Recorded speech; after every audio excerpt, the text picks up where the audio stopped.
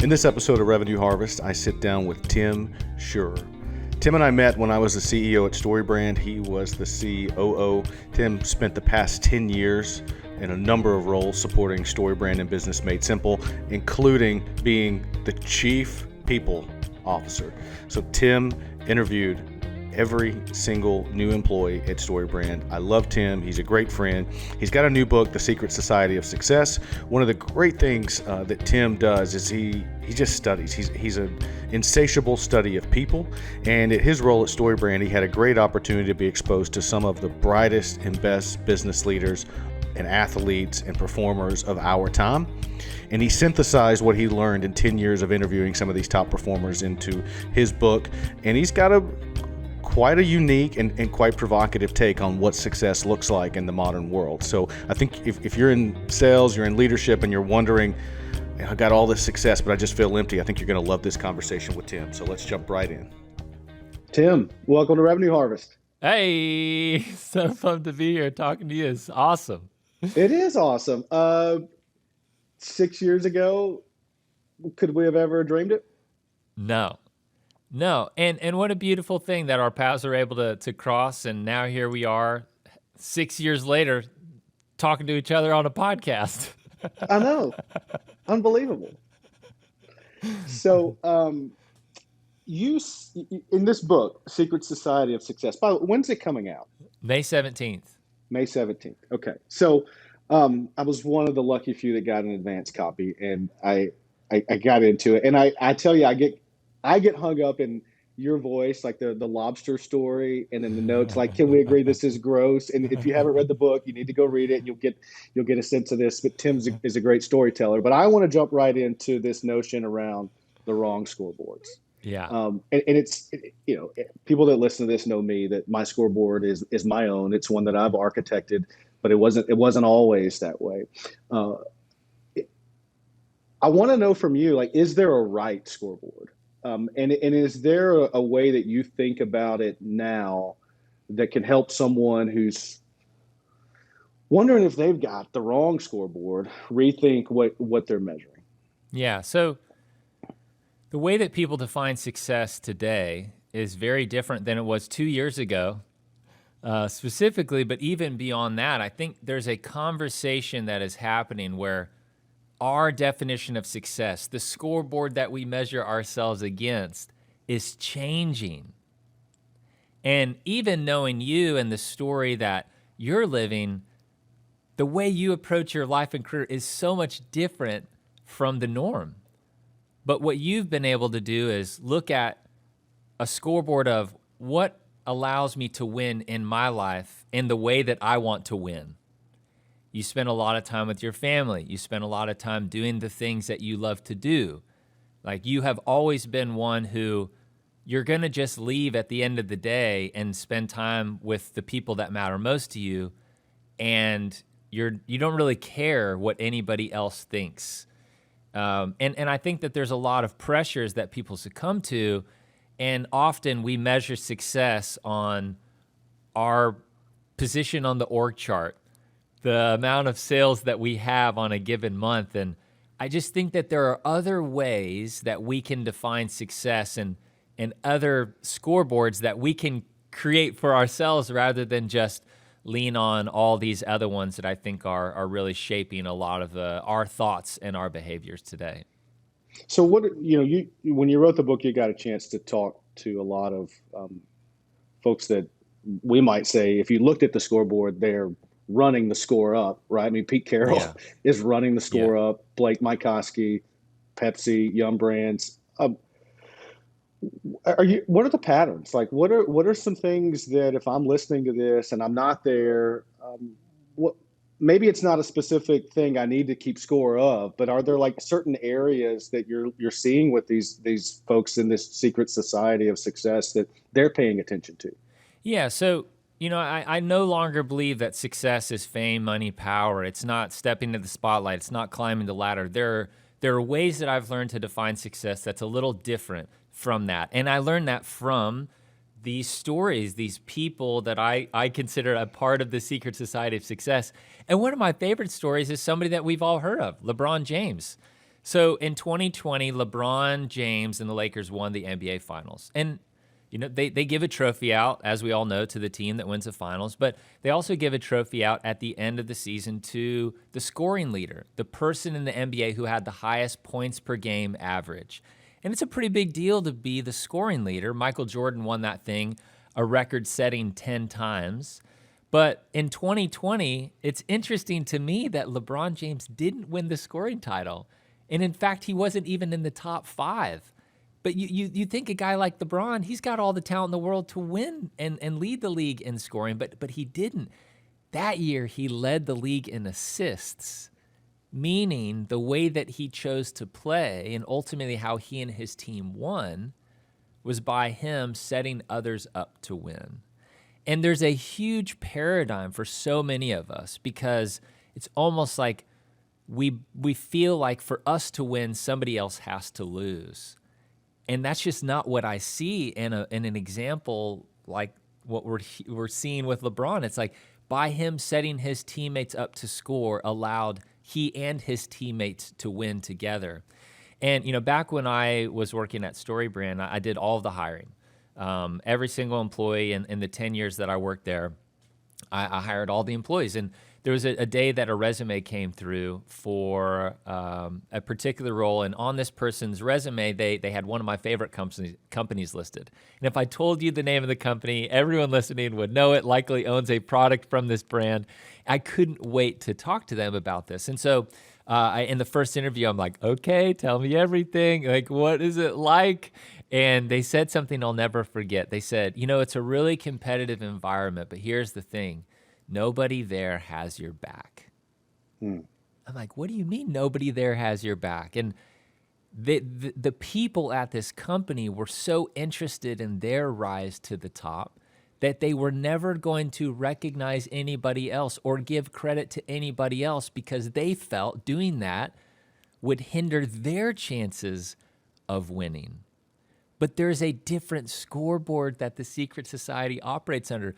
We define success as success in the assist, success in helping somebody else win. So there are some foundational principles. One of those is that idea of helping others win. That is what it looks like to live in the way of the secret society.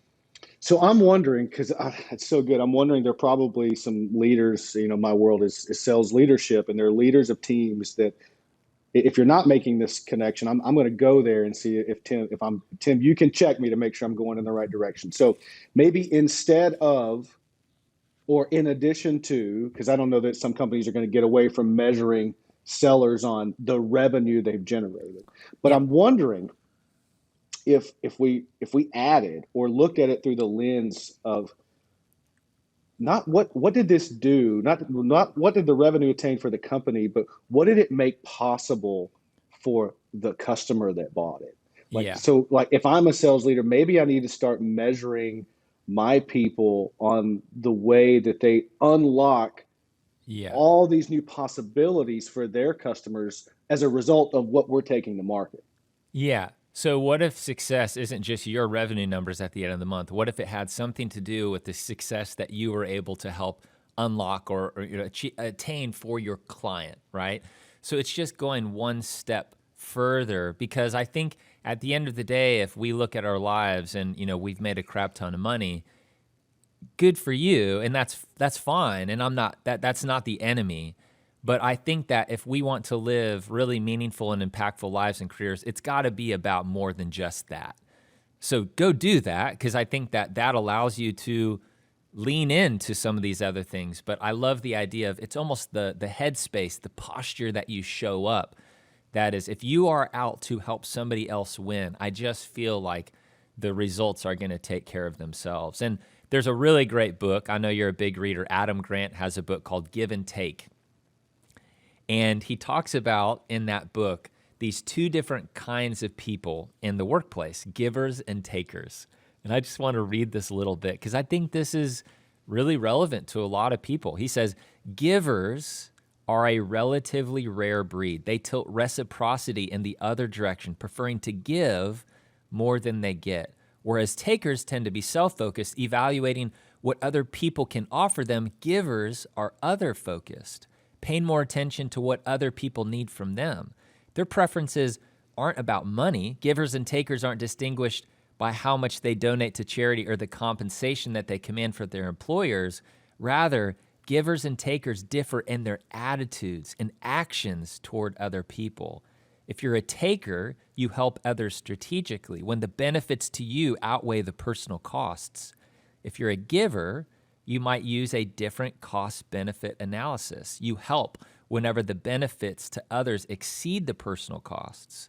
Alternatively, you might not think about the personal costs at all, helping others without expecting anything in return. If you're a giver at work, you simply strive to be generous in sharing your time, energy, knowledge, skills, ideas, and connections with other people who can benefit them, and other people who can benefit from them. And when I was at StoryBrand, we were being sold an HR service where people can get better health insurance. I mean, I got hit up probably 5-6 times a week from another person servicing that. And the guy that we ended up buying from, what I loved about him and how he approached me as a salesman is he said, I want this to be a good fit for you. And if it doesn't, if it's not a good fit for you, I want to help find you the help that you're looking for and connect you maybe with somebody else, even if it's not my company, even if it's with somebody else. And so here he was helping me explore this problem that I was up against, but he was willing to help me get to ultimately where I needed to go, even if that meant that he lost the sale at the end of the day. And, to me, I look at a guy like that, his name's Bryce, as a giver.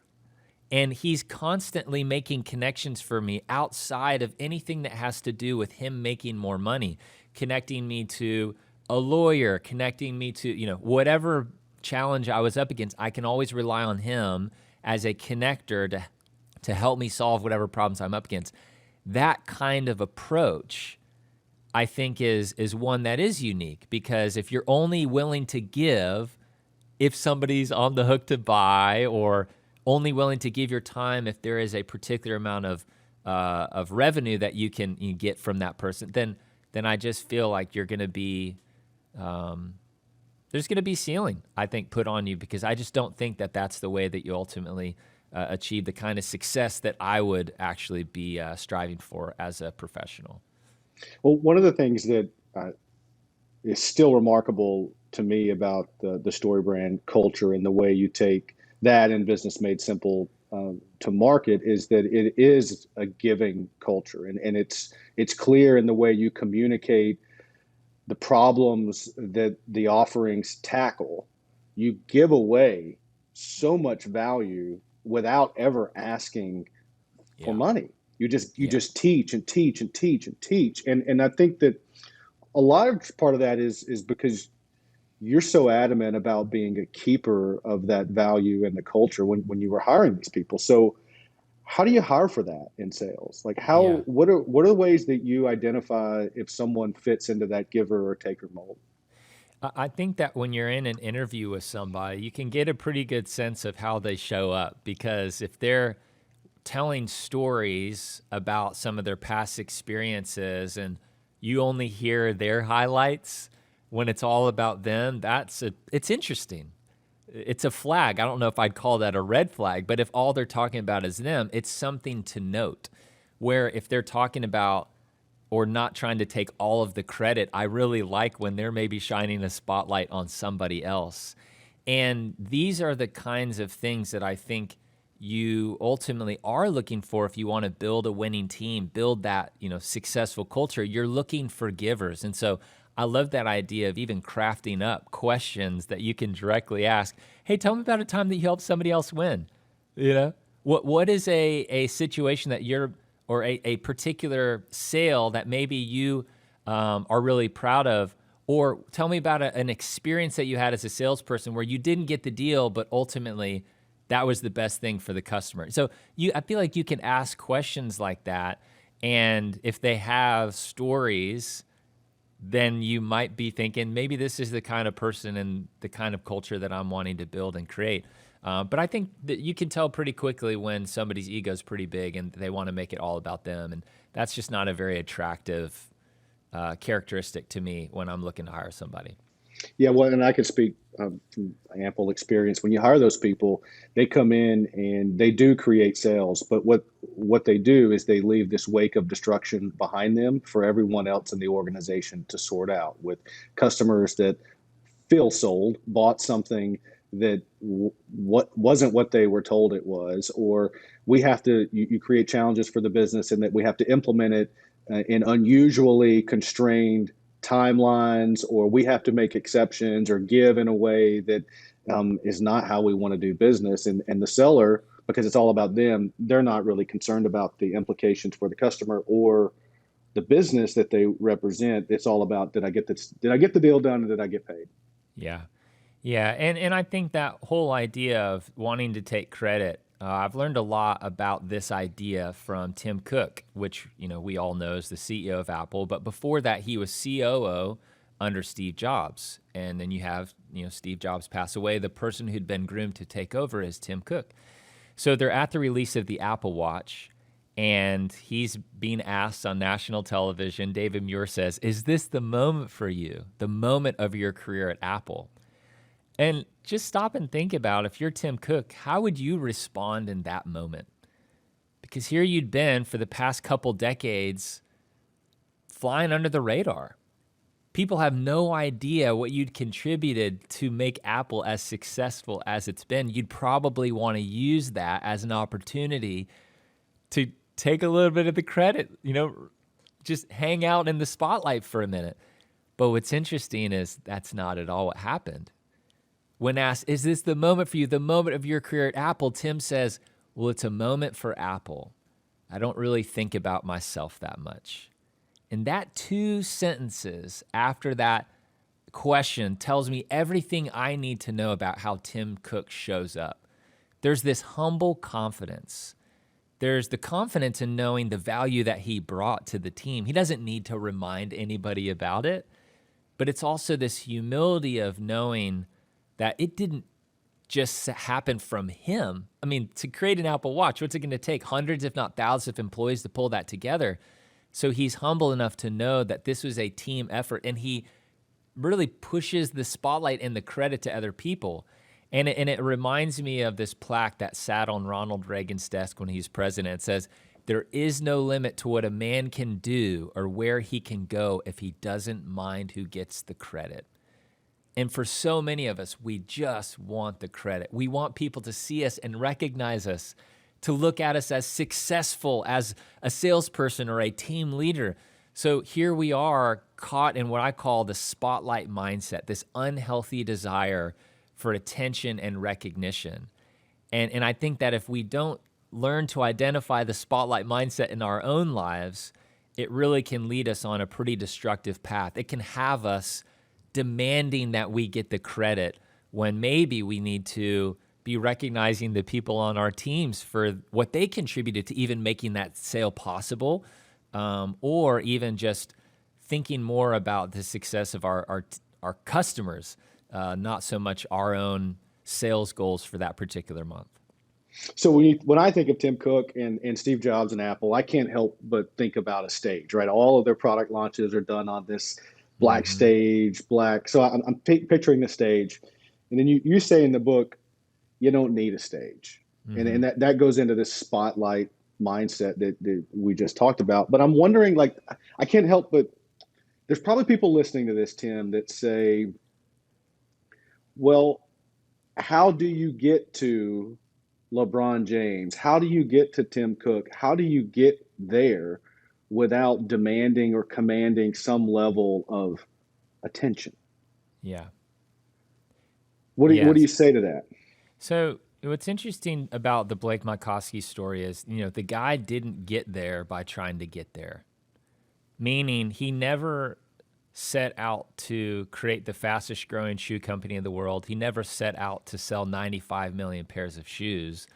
He didn't set out to disrupt the business landscape with a one-for-one business model that now so many people have adopted themselves, like Warby Parker. And he didn't get there by trying to get there.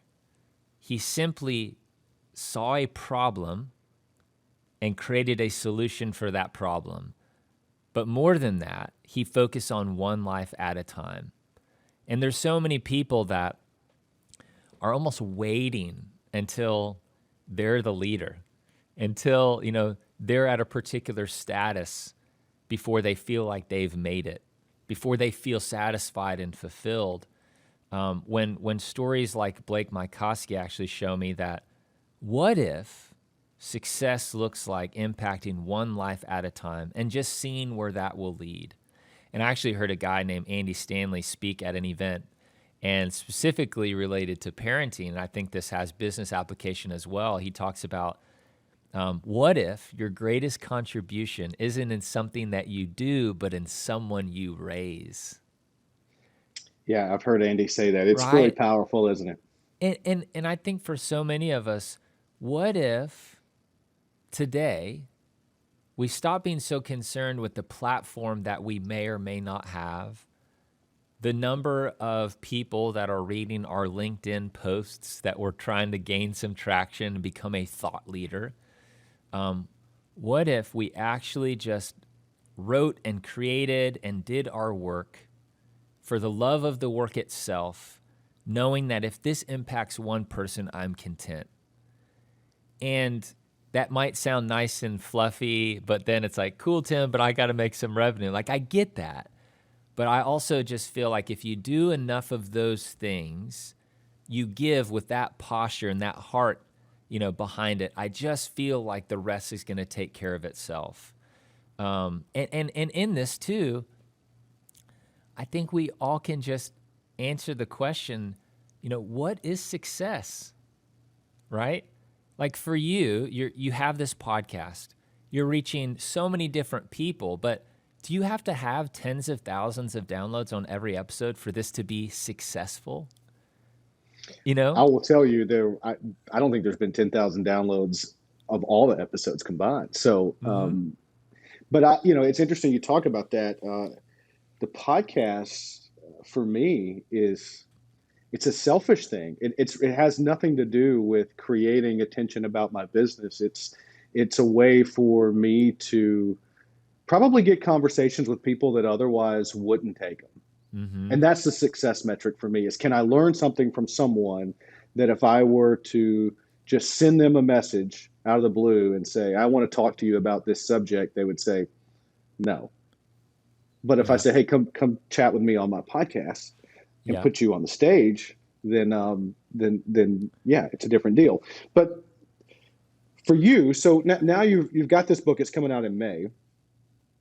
And I think in the same way, the book, like the fact that you're writing this book, gave you access to people that, let's face it, it unlocked some doors for you, right? To get to talk to some people. What are your plans? So how do you take what you've learned, what you're teaching in this book? What are you going to do with it? I've spent the last 10 years as the right hand to Donald Miller and had an incredible career experience, learned more than I ever thought I would, and experienced things I never dreamed I'd be able to experience. And so when I wrote this book, it really was a passion project. I just, about 5 years ago, was at this event called Dream Big. And at the end of this 2 days, they went around the room and asked everybody, what's your big dream? And I said out loud for the first time, I want to write a book. And, the closer I got to the release of the book, the more I realized for me to do this well, I also don't think I can do my job well. There's too much time that I would need to give, and I wasn't going to let anything suffer. I just kind of had to make an impossible decision to leave a dream job to chase a new dream. So as I start thinking of, okay, what is it that I want to do? What does a dream scenario look like for me? What is success? And I want to write books. I want to speak. I want to have a podcast and, like you, learn and have conversations with really incredible people. And, it really comes down to the purpose, the direction that I am heading is I want to help people build winning teams. So that's the name of my podcast, Build a Winning Team. And the books that I write, I want that to be under this umbrella. And so The Secret Society is the beginning of that. I think to help people understand this this to operate out of this headspace and with a posture of serving others, helping others win, that to me is the foundation if you want to build a winning team.